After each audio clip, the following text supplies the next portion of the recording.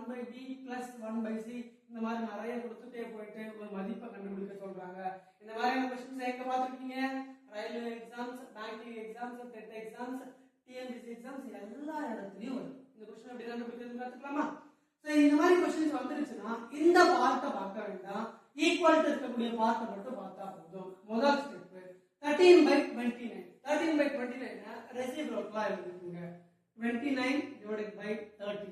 இத HCF கண்டுபிடிக்கக்கூடிய ஒரு லாங் டிவிஷன் ஃபேக்டர்ல இத டிவைட் பண்ணுவோம். எப்படி டிவைட் பண்றது நீங்க பாருங்க.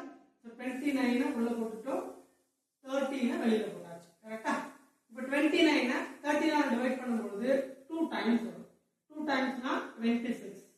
அடுத்து மைனஸ் பண்ணீங்கன்னா 3 வரும். இந்த 3 இப்போ டிவைசரா மாத்துங்க. வெளியில இருக்க வேல்யூ உள்ள கொண்டு போயிடுங்க.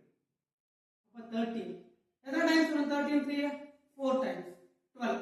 ஆன்சர் என்ன வரும்? 1. சோ திரும்ப 1 இந்த 3 உள்ள கொண்டு போயிடுங்க. அப்ப 3 divided by 1 எத்தனை டைம்ஸ் வரும்? அப்ப 3 1s are 3. அப்ப ஆன்சர் வந்து பாத்தீங்கன்னா 0. இப்போ எப்படி சார் ABC கண்டுபிடிக்கிறது? ரொம்ப சிம்பிள். என்ன கோஷன்ட் வேல்யூ வெளிய கிடைச்சிருக்கோ அதான் ABC. இது A, இது B, இது C. அப்ப ஆன்சர் பாருங்க. A ஓட வேல்யூ 2, B ஓட வேல்யூ 4. அதனால -4. C ஓட வேல்யூ 3, அப்ப +3. அப்ப 2 - 4 னா